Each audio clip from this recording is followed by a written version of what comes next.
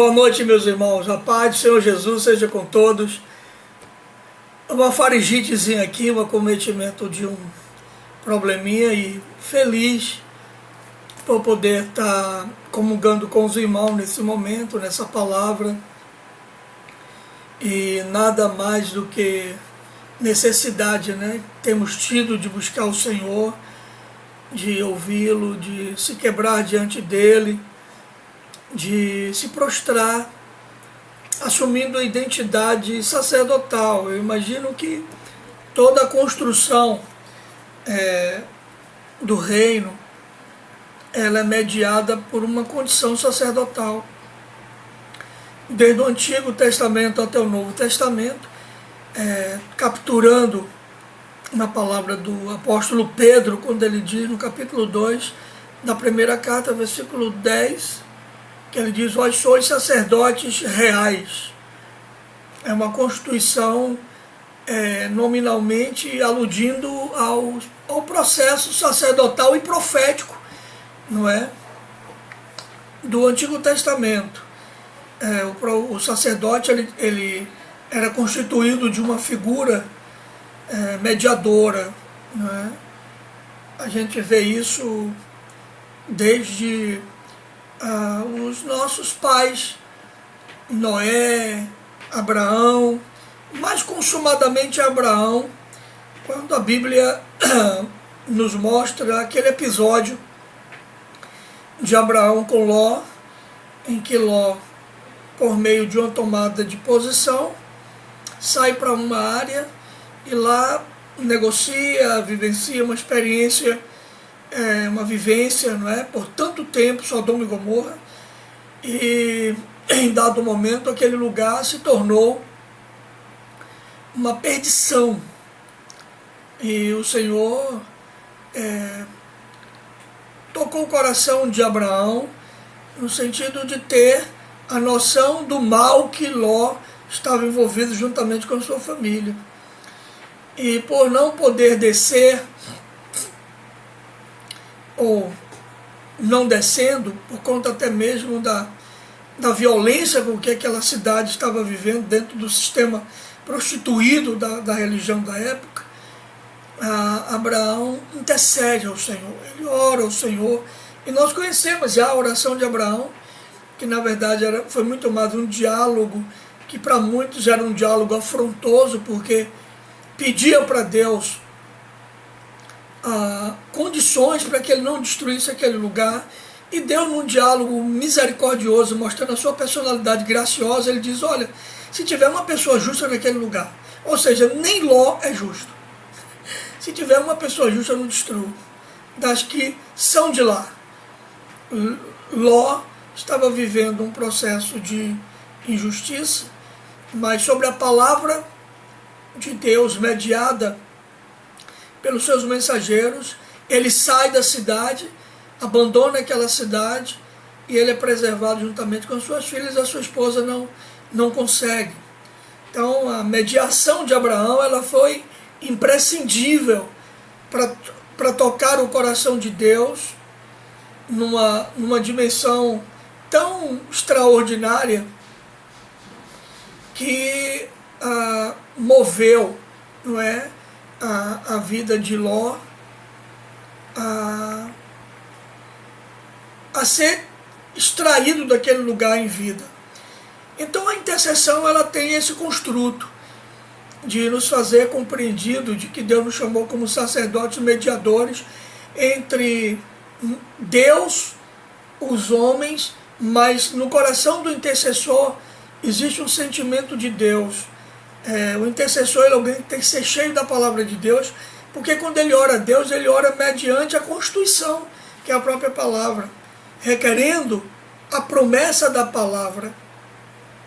Então, nesse sentido, eu diria que hoje nós temos que ser levantados por Deus nessa dispensação, de alguém que se coloque diante de Deus por essa geração, sabedor de que todo esse processo que estamos vivendo é oriundo de uma contrariedade daquilo que é a vontade absoluta de Deus. E eu creio nessa noite que os que estão reunidos aí estão reunidos e empenhados dispensação, de estar sendo em Deus, sacerdotes, intercessores, mediadores pelos homens. Há um texto em Ezequiel, que é um dos mais clássicos, em que a nação estava sendo destruída e ninguém se importava, não havia um sentimento de Neemias, restaurador. E no capítulo 22, versículo 30, é bem conhecido de nós: procurei alguém que construísse uma muralha, alguém que ficasse no lugar onde as muralhas desmoronaram e que defendesse a terra a fim de que a minha ira não a destruísse. Porém não encontrei ninguém. Sentimento de Deus, de que ele buscou naquela geração, buscou no meio daquele povo alguém que pudesse ser esse ocupador de fendas. A ideia era, está quebrada, os muros estão caídos, existem buracos no muro, são esses buracos por onde Satanás, o inimigo, entrava, invadia aquelas cidades para destruir aquelas cidades, são aquelas brechas.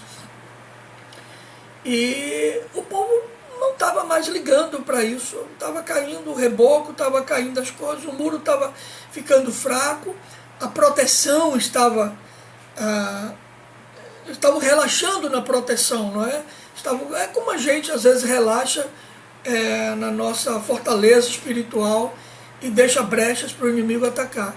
Então ali ele está dizendo, a cidade está com os muros derrubados. Estou procurando alguém que se coloque nessa brecha para ser um mediador, para fechar esse lugar, para que possa ocupar o espaço por onde o inimigo não possa entrar.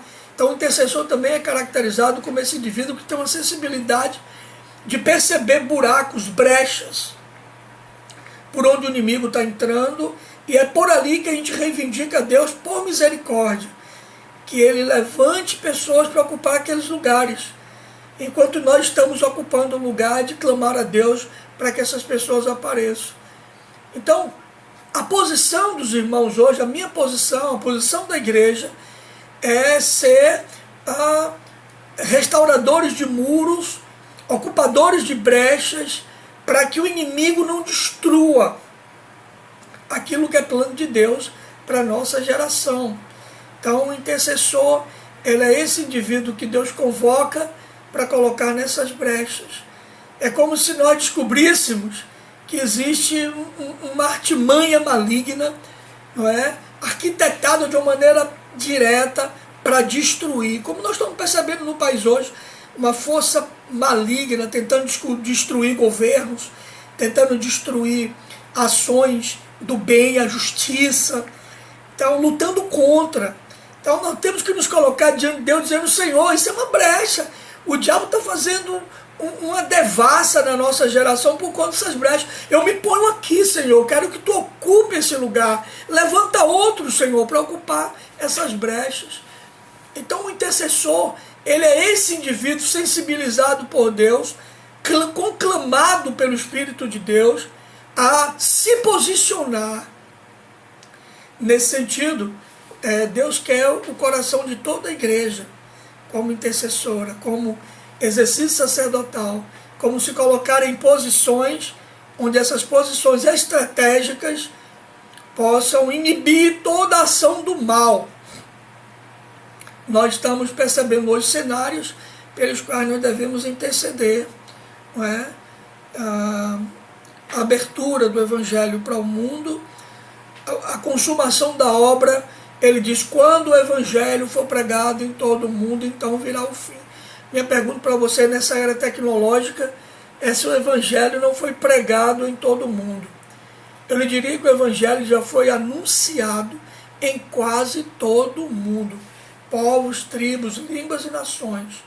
Só que eu não sei se falta ainda algum lugar onde o Evangelho não chegou. E é esse lugar que eu preciso estar rogando ao Senhor para que leve logo esse Evangelho. Não é? Consuma logo essa obra desse lugar para que ele possa restaurar o plano original, que é trazer o novo céu, a nova terra, para que a gente habite em segurança. Então esse texto de Ezequiel, ele é clássico. porque ele denota muito mais essa consciência nossa e o desejo de Deus de que nós temos diante dele. Trazendo para o Novo Testamento, Jesus é esse mediador, é esse homem que diz: eu sou o caminho, a verdade e a vida, ninguém vem ao Pai a não ser por mim. Não é nem vai, é vem, porque para chegar até o Pai, ele é a porta, tem que entrar nele. E ele se coloca como esse intercessor. E é interessante que a intercessão tem muito a ver com a constituição da proteção de Deus contra aqueles que são seus e o desvio das ações malignas contra a criação de Deus. Que tem um episódio interessante em que Jesus, conversando com Pedro, ele diz: olha, Pedro, Satanás te pediu para apedrejar, mas eu roguei ao Pai para que tu não desfalecesse. Esse rogar ao Pai é uma posição intercessória. Ele mediou dizendo: Pai, permite não, porque Pedro não está preparado ainda para esse peso. Então essa posição intercessória é a mesma posição intercessória que nós assumimos diante de Deus, quando nós percebemos que algum ataque, não é, provindo das trevas, sobre os quais nem todo mundo tem discernimento para entender essas ações malignas, essas ações diretas do diabo. Então Deus precisa de intercessores, homens e mulheres que despertem no mundo espiritual uma constituição estabelecida nas Escrituras para que Deus cumpra aquilo que de alguma forma Deus já tem desejo de fazer, independente de que alguém peça. Porque se a gente imaginar que Deus só vai fazer porque a gente pede, a gente vai entender que quem manipula Deus somos nós. Quem manipula a vontade de Deus somos nós. Nós não manipulamos a vontade de Deus, de hipótese alguma. O que nós fazemos é ser movidos por Deus a uma sensibilidade, compreendendo que o plano dele é que nós ocupemos determinados espaços, como intercessores, mediadores e profetas, e nesse ocupar desse lugar, nós inibimos as operosidades do inferno. Mas para isso, nós precisamos das Escrituras. Ninguém intercede sem a Constituição. É como se a gente fosse diante de um juiz e fôssemos ter um discurso, não é, de leis, e não soubéssemos a lei, requerêssemos algo e não temos a lei em mãos. Então, quando nós intercedemos, nós temos que saber qual é a constituição de Deus para que aquele lugar que está aberto seja ocupado. Nós estamos vivendo agora um tempo em que a gente percebe as ações malignas contra a integridade humana, quanto à saúde. E a gente sabe que isso tem muito do terror do inferno. Tem gente hoje infernizando a vida das outras pessoas, não é, de forma maligna, para desestabilizar, porque estão perdendo alguma coisa. Então nós estamos vendo um país hoje que é um país com muitas mentiras, com muitos enganos. A própria igreja às vezes entra nesse negócio, nesses embates públicos. Há um motivo bom para a gente orar, para que os pastores sejam homens muito mais voltados a brigar com violência, para que o reino de Deus seja plantado na terra, do que por posições pessoais e pessoalmente degladiando com irmãos. Então, não, um bom momento, um elemento de intercessão, não só intercessão diante de Deus, mas intercessão diante dos homens por Deus, que isso também é papel de intercessor. Papel de intercessor não é só orar. Orar é uma parte da intercessão. A outra parte da intercessão é o falar, é o mencionar as Escrituras como um elemento profético para ocupar esses espaços, essas brechas que foram abertas no muro, por onde o diabo sempre entra e destrói. Você pode perceber que quando Neemias intercedeu por Jerusalém, a primeira coisa que ele disse: olha, eu tenho que fechar os muros. Eu tenho que ir lá saber como é que está a condição do povo, eu tenho que fechar os muros. Eu preciso fechar os muros. Porque não adianta reconstruir a cidade e deixar os muros abertos, os muros rachados. E os muros é a consciência do caráter, é a consciência da verdade em Deus. João 8,32, conhecereis a verdade libertará. Então, quando a gente vive na verdade absoluta, como diz lá Paulo escrevendo aos Efésios, capítulo 6, versículo 10 a 20, quando ele diz que a armadura de Deus, primeira peça da armadura é cingindo os vossos lombos com a verdade. Faz parte do combate espiritual, da batalha espiritual contra as forças infernais do mal.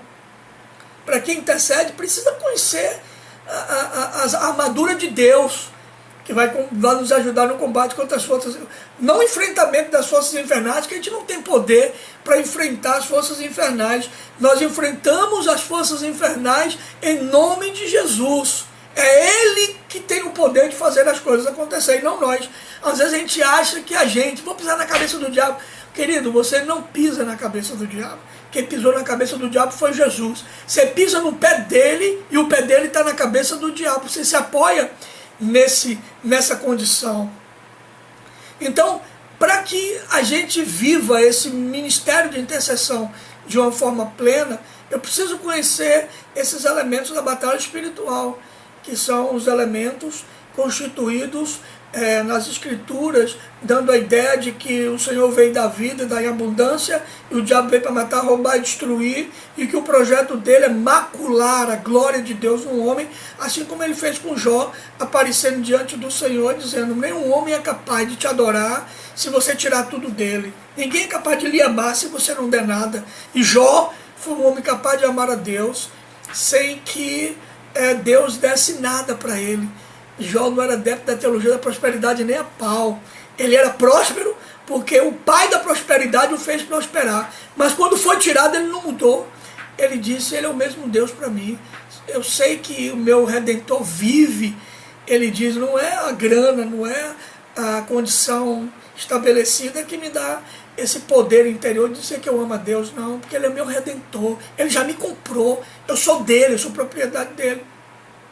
Então a batalha espiritual é essa consciência de que nós viemos, como Jesus um dia declarou, viemos destruir as obras do diabo, mas não destruir no fato de nós vamos, não, em nome de Jesus e no espírito da palavra, as obras de Satanás são desfeitas, porque a luz chega ao entendimento do homem, ele deixa as trevas e vem para a luz.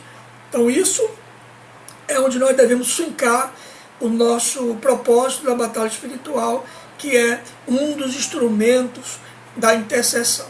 Que Deus possa abençoar a vida dos irmãos. Eu quero concluir dizendo o seguinte: olha, o papel da igreja é interceder pelos homens, pelos pobres, pelos perdidos, é interceder pelo homem no seu estado mais bruto, é interceder para o homem que já conhece o Senhor, apontando alguns lugares onde estão abertos, que precisam ser fechados, é poder orar intercessoriamente por toda essa nação, chorando diante de Deus e falando: Deus, por favor, muda a sorte da nossa cidade. Nós sabemos que tem forças infernais que dominam sobre a prefeitura, dominam sobre a Câmara de Vereadores, dominam sobre o poder público, o Ministério Público, dominam sobre a economia, sobre a consciência dos empresários, dos empregados. Existe toda uma força maligna que impera. Nós sabemos disso. O mundo já é maligno. Então, qual é o nosso posicionamento como intercessor? É orar a Deus dizendo: Senhor, em nome de Jesus, quebra o entendimento, quebra as forças espirituais, quebra os demônios que estão controlando, quebra as potestades que estão dominando em área específica, que nós estamos vendo, porque a Tua palavra já nos deu clareza para isso. E a segunda coisa é quando nós saímos da oração, continuemos com o espírito intercessório, que é de proclamar a palavra, dizer: Deus, os muros estão abertos, nós estamos dando brecha.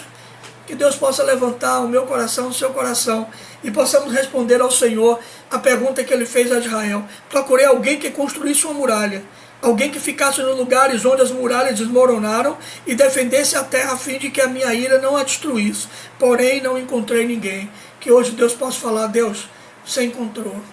Eu vou levantar muros, vou restaurar muros, eu vou ficar em brechas, porque eu sei que isso é a Tua vontade, para que a Tua ira não se acenda sobre o lugar da nossa habitação.